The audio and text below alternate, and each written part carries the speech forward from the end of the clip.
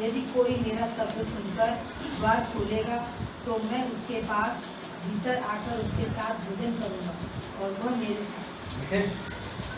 आज इस वचन से हम लोग देखते हैं कि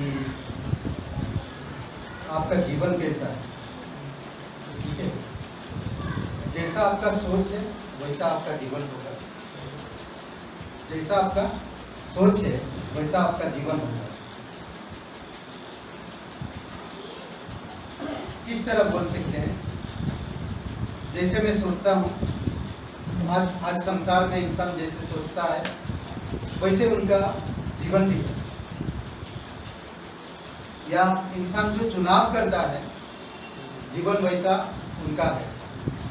अगर मुझे चुनाव करना कि मुझे एक इंजीनियर बनना तो उसका जीवन वैसा होगा ना। जैसा वो चुनाव करेंगे वैसा उनका जीवन होगा। तो उसी तरह से आज आपको मुझे भी इस संसार में चुनना है। यीशु द्वार पर, यीशु कहाँ खड़ा है आपके जीवन से? यीशु मसीह कहाँ पर खड़ा है आपके जीवन में? आपके शरीर में या आपके दिल में या आपके जीवन के बाहर ना? ये आप पर निर्भर करता है, आपका चुनाव कहाँ है। आज बोलते कि यीशु मसीह कलीसिया के बाहर खड़ा है, कलीसिया के अंदर नहीं। क्योंकि कलीसिया के अंदर क्या है? लोग ऊंच नीच, गरीब अमीर, प्रेम का, परमेश्वर का प्रेम कलीसिया के अंदर नहीं है। इसलिए कलीसिया के बाहर यीशु खड़ा होकर खटखटा रहा है। अगर आज आप एक विश्वासी हो, आप विश्वास करते हो प्रभु पर, तो आपके जीवन में यीशु कहाँ पर है वो इम्पोर्टेंट, जरूरी है। अगर यीशु आपके हृदय में है तो आपका जीवन यीशु के जैसा होगा। अगर आपके जीवन में यीशु अगर बोलते ना कि बाहर है, अगर देखिए कैसे दिखा यानी भी समझ लीजिए, ये आपका दिल है, ये आपका शरीर है और ये बाहर की दुनिया की। ये तीन चीज को मैं बताता हूँ। ये दिल है आपका।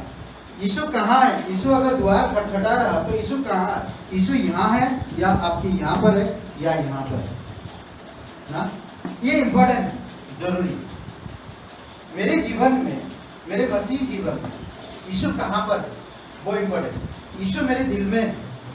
अगर मेरे दिल में है यीशु तो वो इंसान बुद्धिमान होगा और परमेश्वर की जैसा सोचेगा और परमेश्वर की स्वभाव उसके जीवन में आएगा।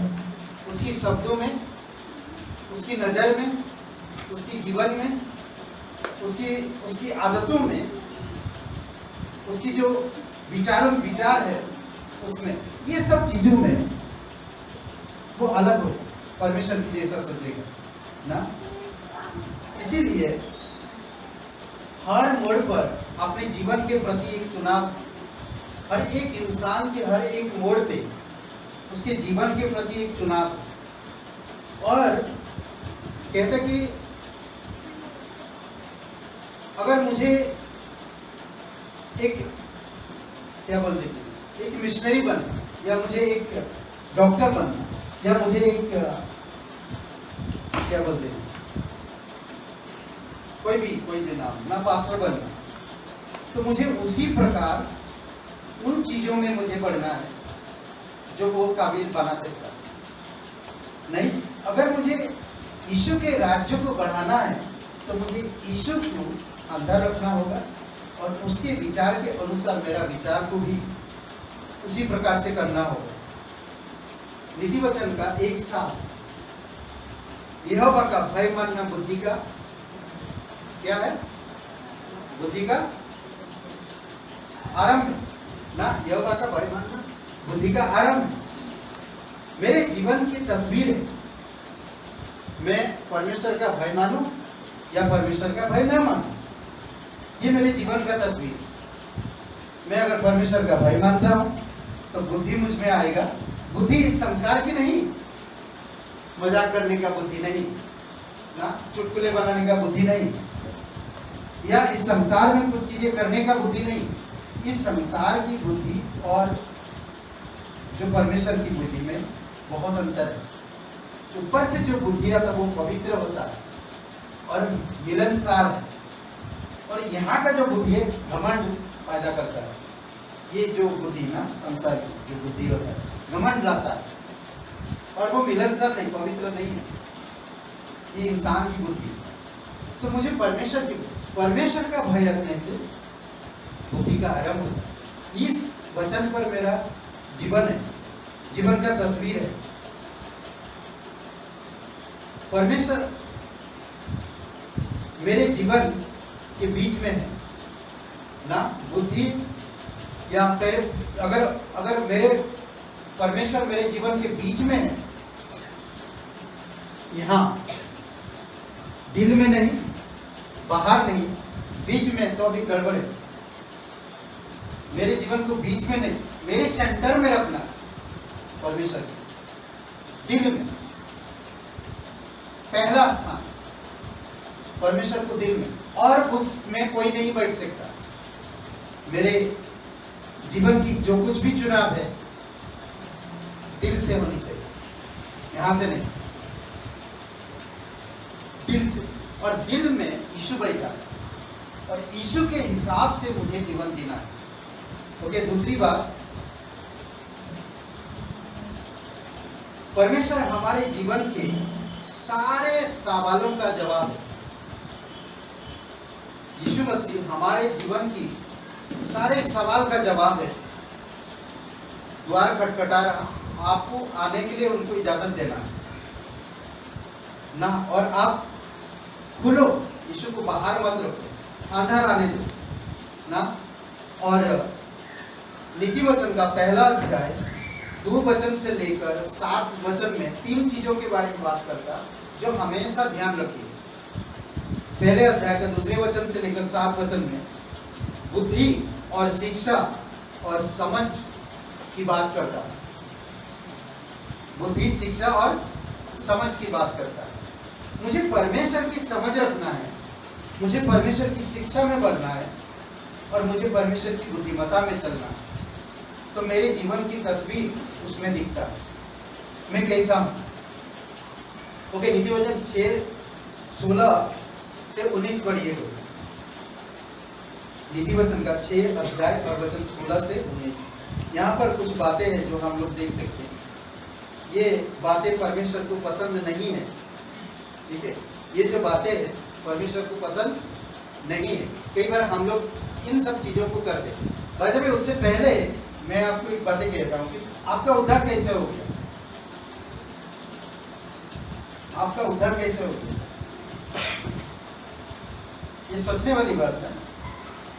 कैसे हो गया आपका उद्धार, क्या बोलते हैं? हाँ, विश्वास कैसा, विश्वास कैसा, वो तो है ही, वो तो मार्ग, सत्य, जीवन है ही। मैं यीशु पर विश्वास करने से मेरा उद्धार हो। विश्वास कैसा, कंफ्यूज मत भी है। ये इफिसियों का 2 अध्याय लिए और वचन 8 पढ़िए। ये बात ध्यान रखिएगा, ठीक है।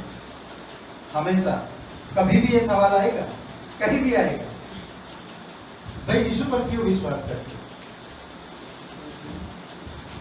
ना।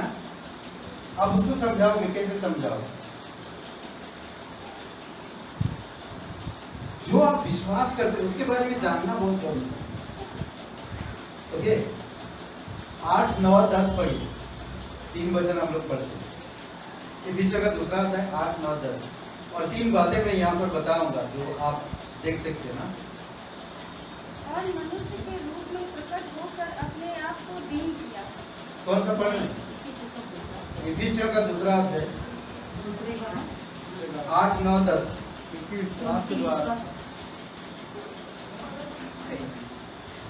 पढ़िए, कोई एक जन पढ़िए।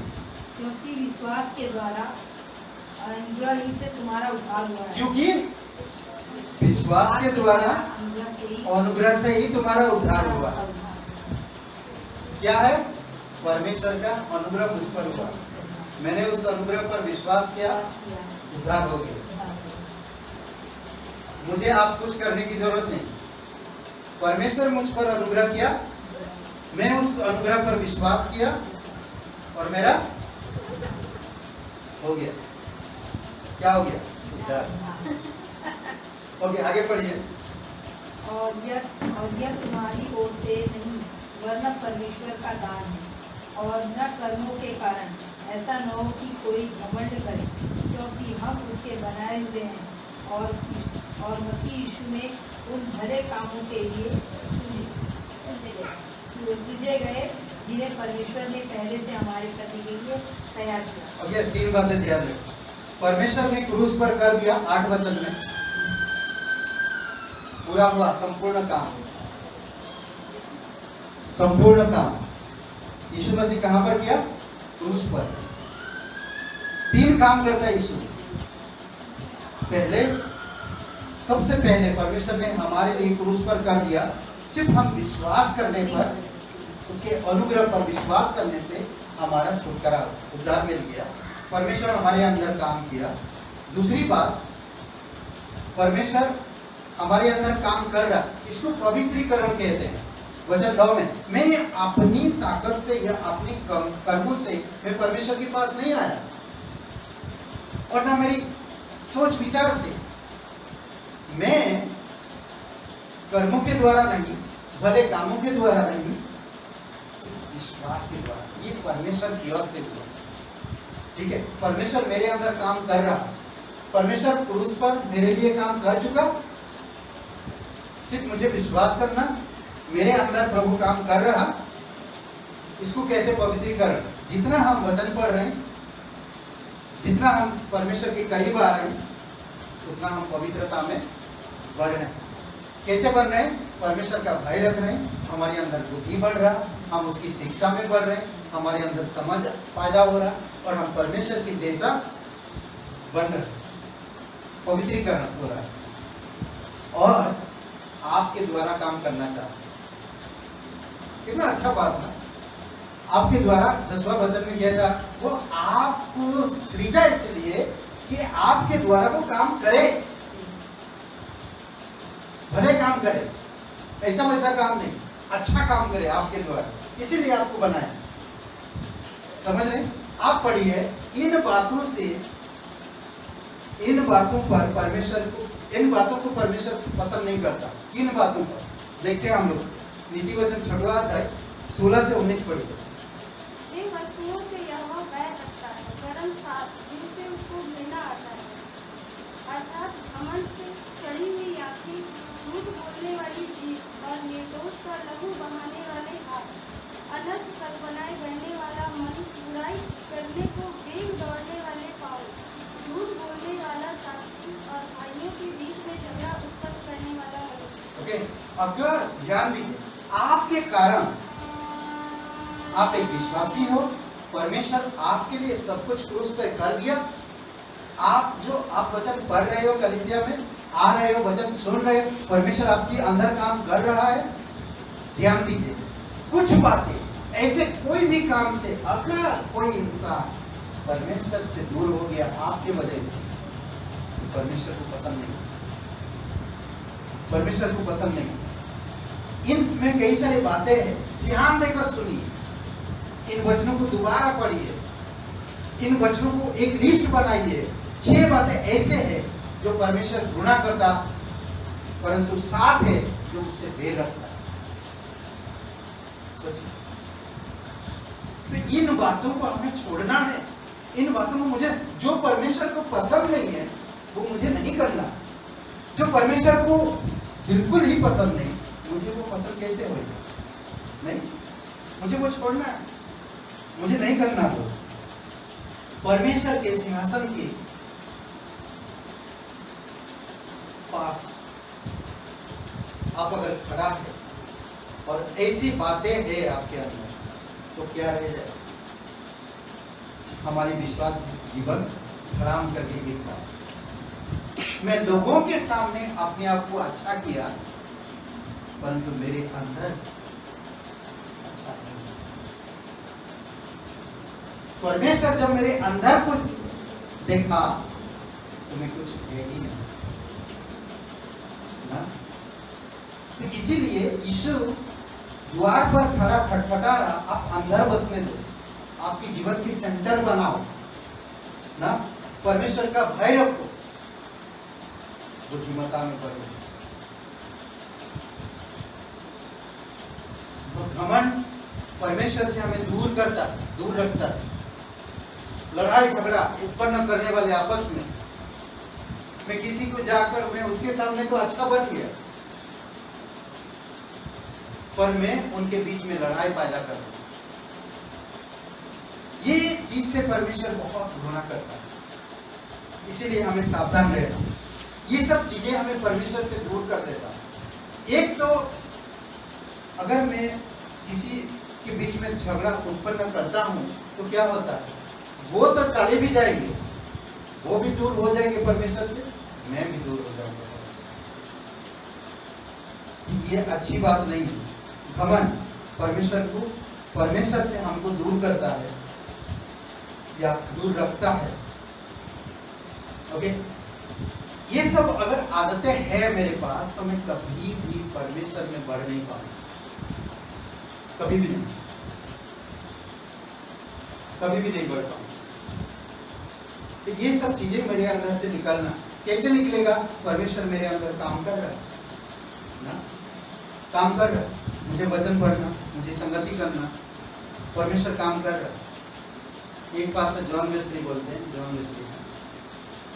वेस्ली बोलते हैं कि वो बहुत बहुत बड़ा एक प्रचारक है, मेथोडिस्ट चर्च का फाउंडर है बोलते हैं, और बहुत अद्भुत तरीके से वो प्रचार भी करते हैं। वो बहुत जागरूक भरे आदमी हैं। और उनका एक तस्वीर आया न्यूज पेपर में, सिगरेट जला रहे, मतलब पी रहे, तस्वीर आया न्यूज पेपर। सोचिए, तो कई बार परमेश्वर हमारे अंदर काम कर रहा है, कई बार हमारे पास बहुत सारी कमजोरियां होएगा, हम एक साथ नहीं निकल पाए। परमेश्वर हमारे अंदर पहले तो कर चुका, हमें नरक से, उन बुरी आदतों से, उन बुरी पापों से, पाप की जो गुलामी से हमें छुड़ाया पूरी तरह से। जब आप पर अनुग्रह हुआ और जब आप अनुग्रह पर विश्वास किया, आपका छुटकारा हो गया। आपके अंदर अभी परमेश्वर काम कर रहा, पवित्रता में बढ़ा रहा, वो कर रहा। कई बार हमारे अंदर कई सारी गलतियां होएगा, पर गलतियों को देखकर हमें चुपचाप परमेश्वर से दूर हो जाना ये अच्छी बात नहीं। हमें आना परमेश्वर के पास। इसीलिए कहता वचन से 75 और वचन 6 में, ना तो पूरब से बढ़ोतरी आती है, ना तो पश्चिम से, ना तो जंगल से, और ना उत्तर से। परमेश्वर से बढ़ना है तो परमेश्वर से। 4 चीजें जो कभी संतुष्ट नहीं होती, जानते हैं ना? 4 चीजें कभी संतुष्ट नहीं होती। कौन सी चीजें? ओके, तीसरा अध्याय। इसीलिए संतुष्टि होने के लिए बहुत जरूरी है। कौन सी चीजें जानते हैं? आग कभी संतुष्ट नहीं होता, जमीन पानी पी के कभी संतुष्ट नहीं होता, और बांस की कोख कभी संतुष्ट नहीं होता, और एक क्या चीज मुझे भी नहीं पता। और एक चीज क्या है, देखते बाइबल में, नीति वचन में, जोंक मालूम, जोंक कभी बोलेंगे नहीं, बस उसके पास दोनों मुंह है। जोंक की 2 बेटियां हैं, कभी बोलेंगे नहीं, बस वो पीते रहेंगे, दोनों तरफ मुंह है उसकी। वो अगर चिपक गए, दोनों तरफ पीते रहते हैं खून। तो कभी बोलेंगे नहीं बस, और चिपके रहेंगे, खून चुसते रहेंगे दोनों तरफ। ये खतरनाक है ना? और वो आप बाइबल में देख रहे हैं उसके बारे में, जोंक के बारे में। वैसा मत बनिए जोंक की तरह, खून मत चूसिए किसी का। ओके, तो 2-3 चीज, 4 चीज कभी संतुष्ट नहीं होती। 23 अध्याय, 30 अध्याय, 30 अध्याय।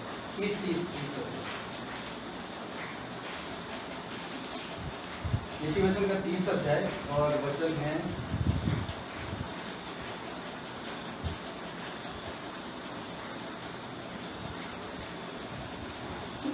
क्या है?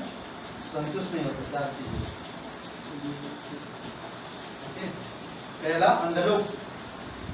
अंधलोक लोगों को जो मना करेंगे ना वही करेंगे। परमेश्वर जो मना किया था वही किया आदम ने। अंधलोक, अंधलोक वचन 16-17 में अंधलोक और बांस की कोख, भूमि जो जल पीकर तृप्त नहीं होती, और आग जो कभी नहीं कहती। बस ये है 4 चीजें। नहीं, इसीलिए नीति वचन का 3 अध्याय वचन 5-6 में यहाँ पर लिखा है कि वे सदा, यहाँ पर नीति वचन का 3 अध्याय 5-6 वचन में कि मुझे परमेश्वर की समझ चाहिए, मुझे परमेश्वर की अगुवाई चाहिए, मुझे परमेश्वर की बुद्धि चाहिए, मुझे परमेश्वर को सेंटर में रखना। मुझे सफल रहना है तो मुझे सेंटर में रखना, मुझे पहला स्थान देना परमेश्वर, और परमेश्वर की सलाह के अनुसार मुझे करना। क्या सिर्फ पास्टर से परमेश्वर प्यार करते हैं? आप लोगों से नहीं करते? हाँ? क्या बोलते हैं? हाँ? करता क्या नहीं है आप लोगों से प्यार? करता? हाँ करते हैं, ना करते? करता है, करता है ना? हाँ, तो 3 अध्याय 5-6 वचन पढ़िए। तू अपनी समझ का सहारा न लेना, वरन संपूर्ण मन से यहोवा पर भरोसा रखना, उसी को स्मरण करके सब काम करना, तब वह तेरे लिए सीधा मार्ग निकालेगा। मैं यहाँ पर ठीक है परमेश्वर में हूँ, और मैं परमेश्वर में रहकर परमेश्वर की सलाह नहीं दूँ, मैं अपनी मर्जी से चल रहा हूँ। तो कैसा ना, सोचिए मैं परमेश्वर में हूँ, परमेश्वर मेरा सेंटर है और मैं उसकी सलाह नहीं ले रहा। कैसा ना, कैसा रहेगा? समझ लीजिए बॉस बोलता है अरे भाई ऐसा नहीं, ऐसा करो। नहीं साहब ऐसा करेंगे तो अब प्रॉब्लम है, ऐसा करो। तो बॉस क्या बोलेगा? निकल। नहीं, हमारी मुझे समझ नहीं क्या करना चाहिए, मुझे समझ नहीं क्या करना चाहिए, तो परमेश्वर पर भरोसा करना। एक ही चीज, मुझे भरोसा पूरा करना है, परमेश्वर के ऊपर निर्भर, पूरी तरह से निर्भर करना, और उसी के ऊपर ही और किसी के ऊपर नहीं, और उसी के सलाह से ही करना है। क्यों? मैं उस पर भरोसा करूं। सवाल है, मैं थोड़ा बातें कर रहा हूँ क्लास की तरह, ठीक है चलेगा ना? बातें कर रहा हूँ मैं आप लोगों से, बातें करो। फिलिपियों का 4 अध्याय वचन 19 में क्या लिखा है? परमेश्वर ने कहा तुझे कोई चीज की घटी होने नहीं दूंगा, कोई भी चीज की घटी होने नहीं देगा। मत्ती का 6 और वचन 33 में क्या कहता है? मेरे जीवन में कोई तकलीफ नहीं है, परमेश्वर के पीछे मुझे चलना है, उसकी राज्य की खोज करना, उसकी धार्मिकता की खोज करना, तकलीफ नहीं है। और फिलिपियों की किताब में कह रहा मुझे कोई चीज की घटी होने नहीं दे। जब परमेश्वर इतनी प्रतिज्ञा दे रहा, फिर भी मैं अपनी समझ की सहारा लेता हूं, नहीं घूम फिर के आता वही, ओ याद आ रहा मुझे, बोल रहे हो तो अच्छा नहीं लगता, पर बाइबल में लिखा कुत्ता ना, कुत्ते के जैसा हमारी आदत नहीं होनी चाहिए। कुत्ता उल्टी करता है, यहाँ उल्टी करके घूम आता, घूम फिर आता, फिर उसी जगह आता, उल्टी हो अपना ही उल्टी करता। ये सुनने में बहुत खराब लगता है, पर इसमें एक समझ बहुत, कभी कभी इंसान भी ऐसा करता है। परमेश्वर जो वचन प्रतिज्ञा जो करता है, उस प्रतिज्ञा पर ध्यान नहीं देता, घूम फिर के वही गड्ढे में गिरेंगे बार बार। परमेश्वर उनको योजना दिया, परमेश्वर उनके लिए पुत्र दिया, परमेश्वर उनके लिए कलीसिया दिया, परमेश्वर उनके लिए पास्टर दिया, परमेश्वर उनके लिए पवित्र वचन दिया, फिर भी घूम फिर के वही जगह पे गिरेंगे। ऐसे है बहुत से लोग, पर हमें उसकी प्रतिज्ञा पर भरोसा रखना। ओके, व्यवस्था विवरण 32 का 10 पढ़ी, कैसे संभाल दो। देखिए आपके आपके आपके जीवन का सबसे महत्वपूर्ण चीज क्या है? नहीं, आपके शरीर का सबसे महत्वपूर्ण चीज क्या है? ब्रेन। ब्रेन ब्रेन सबसे, आपका शरीर का सबसे महत्वपूर्ण चीज क्या है? आँख ही नहीं तो बेकार, अंधेरा। बेस्ट चीज है आपकी आँख ना। और परमेश्वर कितना संभालता दिख गया। और इसको कैसे संभालते? आप संभालते हैं? मुझे नहीं लगता आप संभालते हैं इसको। आप संभालते? आँख नहीं ना। कौन संभालते? परमेश्वर। नहीं, पढ़िए व्यवस्था विवरण 32 का 10। तब उसने कहा, मैं उनसे अपना मुख छिपा लूंगा और देखूंगा कि उनका अंत कैसा होगा। तो इस जाति के लोग 32 का 10। उसने उसको जंगल में और सुनसान और गरजने वालों से भरी हुई मरुभूमि में पाया। उसने उसके चारों ओर रहकर उसकी रक्षा की और अपनी आँख की पुतली के समान उसकी सुधीली रखी। ओके, पुतली की समान, आँख की पुतली की, जंगलों में उनकी रक्षा करता है। आज भी हम इस दुनिया में ना एक जंगल की तरह, तो क्या हो गया पता नहीं। शेर उस समय जंगल वाकई में था और जंगल में वो लोग भ्रमण करते थे, पर आज हम लोग जंगल में भ्रमण नहीं करते, पर जंगल की जैसा ही है। कोई भी आएगा शेर दहाड़ेगा, बंदूक मार के चलो नहीं, कई बार भूखा भूखा खाता, कई बार बर्बाद, जितना पानी आता घर गिर जाता, तमाम चीजों में एक्सीडेंट, गाड़ी चला फटाकर एक्सीडेंट, तमाम चीजें हो रही है। तो क्या होगा किसी को खबर नहीं मालूम। उस समय तो पता है यार इस तरफ जानवर का आवाज आ रहा है, चलने का आवाज। आज तो किसी को लोगों को पता भी नहीं, मर जाएगी कब, खबर नहीं लगेगी आज। तो परमेश्वर हमें आँख की पुतली की तरह संभाले।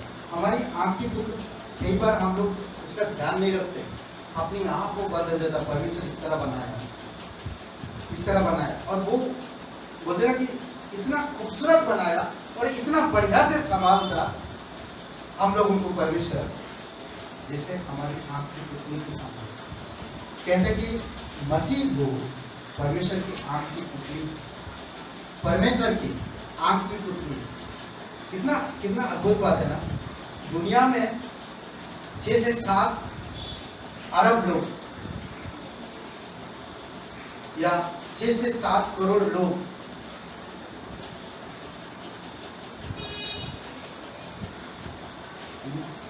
नशे में पढ़कर जी रहे। बहुत से ऐसे लोग, अगर वो चीज नहीं होएगा तो वो लोग जीना नहीं चाहेंगे। बहुत से ऐसे लोग, वो चीज चाहिए उनको। बहुत सारे ऐसे लोग हैं जो वो नशा उनको चाहिए किसी भी हाल में, उसको छोड़ नहीं सकते, उससे दूर नहीं रह सकते। उसको उस चीज ना मिलने से वो लोग विचलित होते हैं, चिड़चिड़ हो जाते हैं, और वो चीज के कारण वो लोग जीवन को जैसा जीना चाहे वैसे नहीं जी पाते। इसीलिए बहुत जरूरी है कि हमको समझना, जब वो नशे के लिए इतना प्रेम उनके प्रति, उसके प्रति उनका उतना जीत उनके प्रति, तो हम परमेश्वर के प्रति कितना होना चाहिए। बुद्धिमान कहता है ज्ञान को उपयोग लाना। बुद्धिमान कहता है ज्ञान को उपयोग में लाना है, जीवन में उपयोग में ला सकते हैं, पर कई बार हम ज्ञान को उपयोग में लाते नहीं। अरे छोड़ जाने दो, चलता है। नीति वचन 4 अध्याय 1 से 9 में कहता है, वचन 9 में, तेरे सिर पर अनुग्रह, परमेश्वर का अनुग्रह, परमेश्वर का अनुग्रह हमेशा रहेगा, कभी नहीं हटेगा परमेश्वर का अनुग्रह। और परमेश्वर का अनुग्रह अद्भुत काम करता है, इतना अद्भुत काम करता है। Anyway, मैं याकूब का किताब 3 अध्याय और 13 से 18 में सच्ची बुद्धिमत्ता के ऊपर बात करता है, जो ऊपर से आता है। ठीक है, 2 बातें इसमें ध्यान रखिए। ठीक है,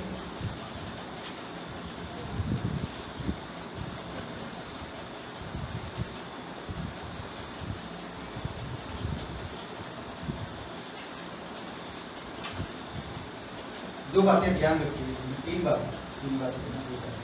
ओके, इसमें कहता है सच्ची बुद्धिमत्ता के विषय में बताता है, यह ज्ञान वह नहीं जो ऊपर से आता है, संसार की ज्ञान नहीं, सांसारिक ज्ञान नहीं, शारीरिक ज्ञान नहीं, शैतानिक। ठीक है, ये जो ज्ञान है, ये जो तीन ज्ञान, सांसारिक, शारीरिक और शैतानिक, ये 3 ज्ञान सिर्फ नीचे से मिलता है, ऊपर से नहीं आता। ठीक है, नीति वचन का 8:32 से 36 में आप देख सकते हैं। वचन 35 कोई पढ़ेगा नीति वचन का 8 अध्याय का वचन 35। जो मुझे पाता वो जीवन को पाता है। 35 ना पढ़िए। जो मुझे हम तो माँ बेटे हमेशा ऐसा ही करते हैं। वह जीवन को पता है। ओके, बस। जो मुझे पाता है वो जीवन को पाता है। मुझे परमेश्वर की बुद्धि चाहिए, परमेश्वर को अनुग्रह को समझने के लिए, परमेश्वर के पुनरुत्थान को समझने के लिए, परमेश्वर की क्रूस की रहस्य को समझने के लिए, क्रूस की सुंदरता को समझने के लिए, परमेश्वर के राज्य को समझने के लिए मुझे समझ चाहिए, बुद्धि चाहिए, परमेश्वर की बुद्धि ना। और परमेश्वर उससे प्रसन्न होता है, यहोवा उससे प्रसन्न होता है। ये बुद्धि का 8वां अध्याय, बुद्धि का क्या बोलते हैं, कीमत को बताता है। और हम क्रूस की बात देख सकते, क्रूस में देख सकते हैं शैतान की हर एक काम को नाकाम कर दिया। क्रूस की जो मृत्यु प्रभु यीशु मसीह की, और शैतान की हर एक बुद्धिमत्ता को नाकाम कर दिया। समझ रहे, जो उसको पता है जीवन को प्राप्त करता है। संसार में 2 प्रकार की बुद्धि मिलेगा, पहला परमेश्वर की बुद्धि और दूसरा संसार की बुद्धि। आपको संसार में 2 प्रकार की बुद्धि मिलेगी। अगर आप संसार में रह रहे हैं तो आपको संसार की बुद्धि के अनुसार जीवन निर्वाह करने की जरूरत नहीं है, क्योंकि संसार की बुद्धि शैतान चलाता है। ये 3 चीज में उसका हुक्म है ना, या हुकूमत है 3 चीज में। याकूब का 3 अध्याय 13 से 18 पढ़िए। तुम में ज्ञानवान और समझदार कौन है? ऐसा हो वह अपने कामों को अच्छे चाल चलन से और उस नम्रता सहित प्रकट करे जो ज्ञान से उत्पन्न होती है। पर यदि तुम अपने अपने मन में कड़वी डर और विरोध रखते हो तो सत्य के विरोध में घमंड न करना और न तो झूठ बोलना। यह ज्ञान वह नहीं है जो ऊपर से उतरा है, वरन संसारिक है, जो और शारीरिक और शैतानी है। क्योंकि जहाँ डर और विरोध होता है वहाँ बखेड़ा और हर प्रकार का दुष्कर्म भी होता है। पर जो ज्ञान ऊपर से आता है वह पहले तो पवित्र होता है, फिर मिलनसार, कोमल और मृदु भाव और दया और अच्छे फलों से लदा हुआ और पक्षपात और कपट रहित होता है। मिलाप करने वाली धार्मिकता का फल मेल मिलाप के साथ होते हैं। ओके, तो ये जो 3 प्रकार की, अगर आप लड़ाई कर रहे हैं, झूठ बोल रहे हैं, घमंड है और निंदा है, किसी से प्रेम नहीं कर, ये मुझे ये इंसान का चरित्र दिखाई देता है कि वो सांसारिक बुद्धिमत्ता में चल जाता है। इसके अंदर संसार की बुद्धि, सांसारिक बुद्धि, शारीरिक बुद्धि और शैतानिक बुद्धि। इसके अंदर बखेड़ा खड़ा कर, छोटी छोटी बातों में नाराज होना। परमेश्वर बोले तुम क्या सोच रहे, मैं तुम्हारे लिए इतना बड़ा काम किया क्रूस पर, मेरे पुत्र को बलिदान कर दिया, फिर भी तुम उन्हीं बातों में गिर रहे हो। हमें आगे सोचना ना, आगे सोचना है। यिर्मयाह की किताब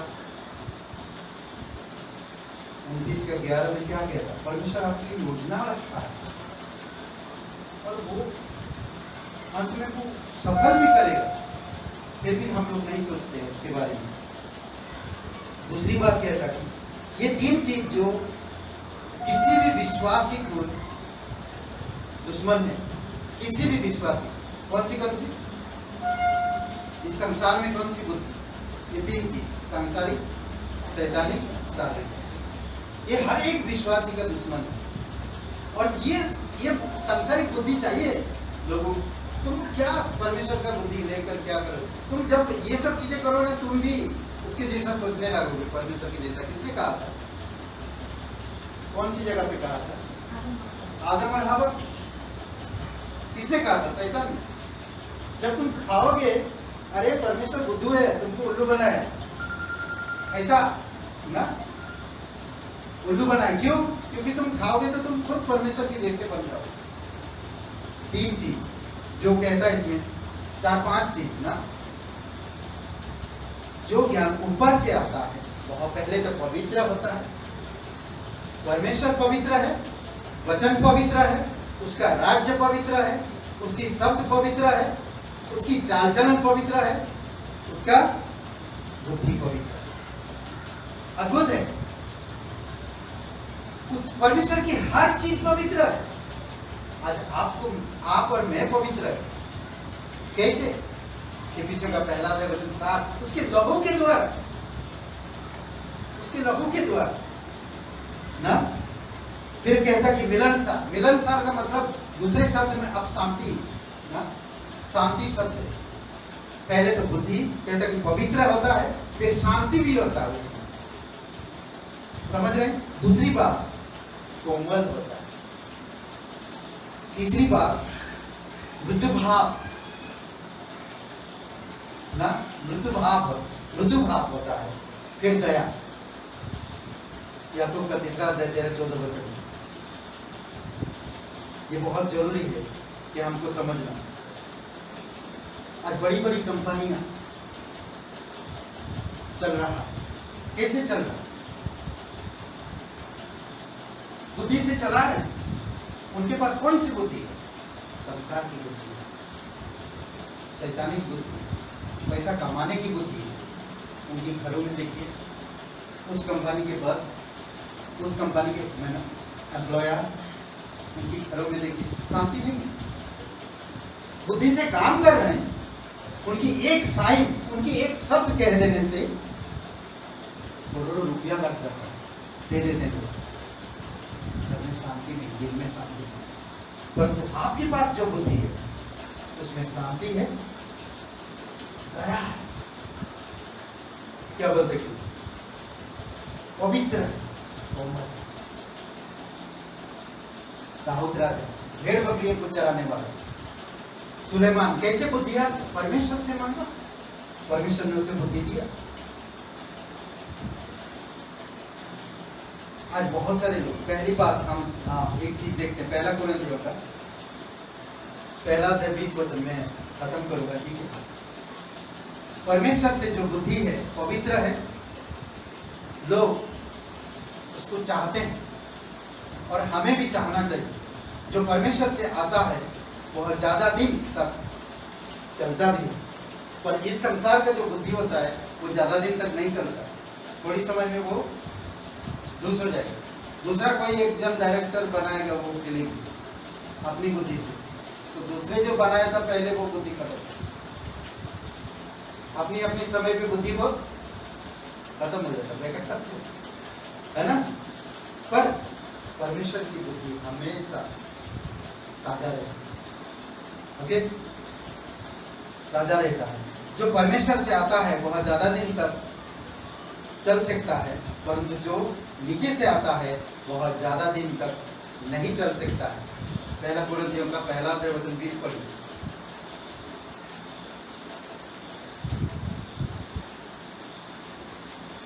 कहाँ रहा ज्ञानवान, कहाँ रहा शास्त्री, कहाँ रहा इस संसार का विवादी, क्या परमेश्वर ने संसार के ज्ञान को मूर्खता नहीं ठहराया? 24 वचन पढ़िए। परंतु जो बुलाए हुए हैं, क्या यहूदी क्या यूनानी, उनके निकट मसीह परमेश्वर की सामर्थ और परमेश्वर का ज्ञान है। ओके, यहाँ पर कहता है मनुष्य की जो बुद्धि है वह परमेश्वर की नजर में मूर्खता है। करेक्ट? वही क्या मूर्खता है। और पहला कुरिन्थियों का पहला अध्याय वचन 24 में जो कहा उसने वो सही है। परमेश्वर ने जो कहा, क्या लगता है? ये हाँ मत करो ना, समझ के बोलो। जो परमेश्वर ने कहा, क्या कहा? जो संसार से बुद्धि आता है वो मूर्खता है। करेक्ट? क्योंकि संसार के लोग क्रूस की रहस्य को, क्रूस की जो सुंदरता को क्या बोलता है? वो बेकार है। परंतु जो क्रूस को देखता है, क्या मिलता है उसे? जीवन मिलता है, नरक से, पापों से, मौत से छुटकारा मिलता है। तो ये परमेश्वर का काम है क्रूस, ये संसार का काम नहीं। पर संसार जब देखता है तो ये बेकार है, पर परमेश्वर जब संसार को देखता है बेकार है। ये हमेशा चलते रहता है। पर आप कहाँ रहना है? परमेश्वर के साथ। ध्यान दीजिए दो बातें। परमेश्वर की बुद्धि को लोग मूर्ख समझते हैं, परंतु परमेश्वर धरती का बुद्धि नहीं है। परमेश्वर के पास ऊपर से, परमेश्वर ऊपर से लेता। क्या दोनों सही हो सकता? पृथ्वी की बुद्धि और परमेश्वर की बुद्धि? नहीं लगता, दोनों सही नहीं।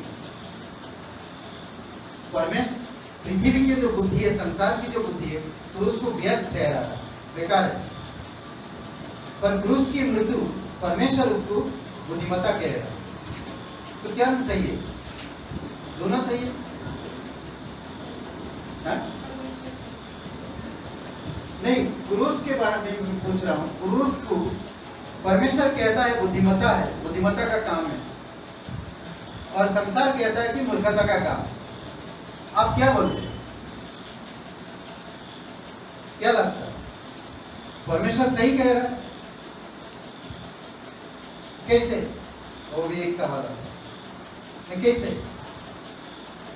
क्योंकि परमेश्वर ने जगत को छुड़ाने के लिए, पापियों को बचाने के लिए क्रूस पर अपने पुत्र को बलिदान करना जरूरी है। क्योंकि कोई भी इंसान अपनी कर्मों से, अपनी ताकत से स्वर्ग प्राप्त नहीं कर सकता, और ना बुद्धि से, ना ज्ञान से स्वर्ग में पहुंच सकता, कोई भी नहीं। परमेश्वर ने जरिया दिया कि जो कोई क्रूस को देखेगा वो स्वर्ग को देखेगा, स्वर्ग में प्रवेश करेगा। अद्भुत है। पहली बात, परमेश्वर की नजरों में और इंसान की नजरों में हम लोग देखते हैं। पहली बात, परमेश्वर की नजर में देखो, इंसान की नजर को देखो। जो इंसान परमेश्वर नहीं, परमेश्वर से नहीं सुनना चाहता है, पसंद नहीं करता है। दूसरा कुरिन्थियों का पहला अध्याय वचन 24 में जो बात करता है, परमेश्वर को पसंद नहीं करता, परमेश्वर को ज्ञान नहीं लेना चाहता, परमेश्वर की बुद्धिमत्ता को मूर्ख समझता, तो क्या बना दिया परमेश्वर को? रोमियो का पहला अध्याय में पक्षी, जानवर बना दिया परमेश्वर ने। नहीं बनाया। इंसान ने परमेश्वर को कैसा बनाया? पक्षी बना दिया, जानवर बना दिया, सांप बना दिया, कई सारे चीजें बना दी परमेश्वर को। ये इंसान की बुद्धि है। पर परमेश्वर आज भी वैसा ही है जैसे आदम के साथ आदम की बगीचा में मिलता था, आज भी वैसे ही, कुछ बदलाव नहीं है, पर इंसान उसको बदल। तो कौन ज्यादा बुद्धिमान, परमेश्वर या इंसान? इंसान मूर्ख है, बुद्धिमान समझकर भी मूर्ख बन। समझ रहे? 5000 लोगों को खिलाया जब यीशु मसीह, ध्यान दी, मत्ती के 14 थे, 5000 लोगों को जब खिलाया वो किसके लिए था?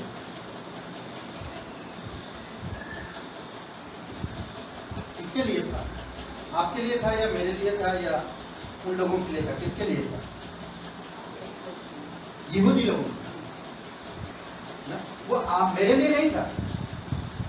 वो 5000 को खिलाना यहूदी लोगों के लिए था। क्यों? क्योंकि यहूदी लोग यीशु मसीह को समझ नहीं पा रहे।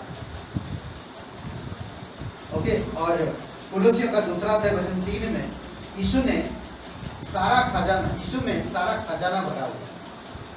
तो मैं यीशु को दिल में रखूं। यीशु द्वार पर खटखटा रहा, मैं कहाँ उसको बैठने दूं? हृदय में। उसके विचारों के अनुसार चलिए, उसकी बुद्धिमत्ता को लीजिए, उसकी वचनों में पवित्र बनते जाइए, उसकी समझ हमेशा रखिए अपने पास। नीति वचन का 8:32 से लेकर 36 में कहता है, याकूब परमेश्वर की बुद्धि के पीछे, याकूब ने परमेश्वर की बुद्धि के पीछे चला, नम्रता सहित। जो परमेश्वर के पास आता है नम्रता सहित, ना नम्रता से हम लोग जीवन व्यतीत करते हैं। कि रोमियो का 5:5 में वो क्या प्राप्त करते हैं? धरती का अधिकारी होते हैं। अद्भुत तरीके से जब हम लोग नम्रता को प्राप्त करते हैं और नम्रता के अनुसार चलते हैं, नम्रता को दिखाते हैं, तो हम लोग क्या प्राप्त करते हैं? धरती का अधिकारी कहलाते हैं। अद्भुत है। आप पाला हुआ घोड़े बनना चाहते हैं या जंगली घोड़े बनना चाहते हैं? क्या पसंद करते? पाला हुआ, अनुशासन में रहना, देखभाल होता उनका, समय पर आहार मिलता हो। पर जंगली घोड़ा वो एक जगह पर एक बार एक राजकुमार जंगल घूमने गया और जंगली घोड़ा उसको देख, एक घोड़ा उसको पसंद आया, तो बोलते कि वो घोड़ा हमारी राजमहल में होना चाहिए। उसके नौकर कह रहा कि हाँ राजकुमारी, ये घोड़ा जंगली है, इसको हम लोग नहीं संभाल सकते। बोले नहीं, मुझे राजभवन में ला। तो उसको कैसे भी करके पकड़े और उसको राजभवन में लाए। 10 दिन तक उसको बांध के रखे, ट्रेन किए, खाना दिए, और जो उनके बगल में जो पाला हुआ घोड़ा था उससे बातचीत की। तो कितना अच्छा है तुम, कितना बढ़िया खाना मिलता है यहाँ पर, टेंशन नहीं। तो बोलता अच्छा, उनको टेंशन है, अभी पता चलेगा 10 दिन के बाद उनको जब छोड़ा जाएगा। तो 10 दिन उसके साथ बात किया, उसके अनुशासन जो सिखा रहा था, जो खाना मिल रहा था, जो उसको बांध के रखा गया था, वो उसको पसंद नहीं हुआ। बोलता मुझे जंगल ही सही है। तो जैसे छोड़ा गया उसे, तो उसको जंगल जाना पड़ा, चला गया जंगल। तो कहते कई बार हम लोग उस जंगली घोड़े की तरह थे, और परमेश्वर ने हमें इस जगह पे लेकर आए, पवित्र स्थान पे, उसकी वेदी के पास, उसकी उपस्थिति में लेकर आए, उसकी राज्य में लेकर आए, उसकी महिमा में लेकर आए।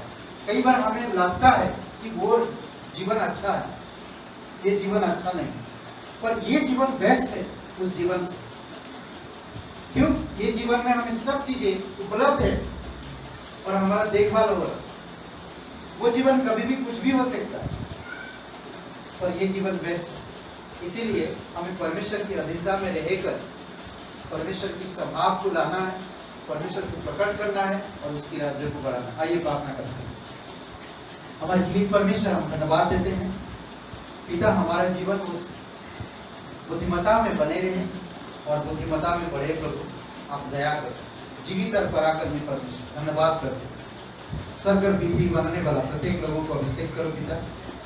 जो भी ये यूट्यूब में देखते हैं प्रभु यीशु, प्रत्येक लोगों को आशीषित करो। और धन्यवाद उन सभी लोगों को जो यूट्यूब में संदेश सुनते हैं प्रभु, आप उनको मदद करो, अगुवाई करो, मजबूती के साथ आपके वचनों में बढ़ने में सहायता करो। धन्यवाद है यहाँ पर प्रत्येक भाई बहन को जो विराजमान, जो आए वचन सुनने के लिए, उनकी हृदय में, उनकी जीवन से आप बातें करो पिता। उनके परिवार में प्रेम और शांति दो प्रभु, और प्रत्येक लोगों को सच्चाई के साथ, तेरी बुद्धिमत्ता के साथ, तेरी पवित्रता, तेरी शांति, तेरे मृत्युभाव में, दया में बढ़ने में मदद करो। धन्यवाद तेरे वचनों में मजबूत करो, विश्वासी जीवन मजबूत हो, एक अनुशासन की जीवन हो, उस अनुशासन की अधीनता में एक पवित्र जीवन। धन्यवाद, तेरी स्तुति महिमा कर, अभिषेक करो प्रत्येक लोग, यीशु मसीह के नाम से मांगते हैं, मेरा आमीन। यीशु रहता वहाँ, मेरे आंसू के साथ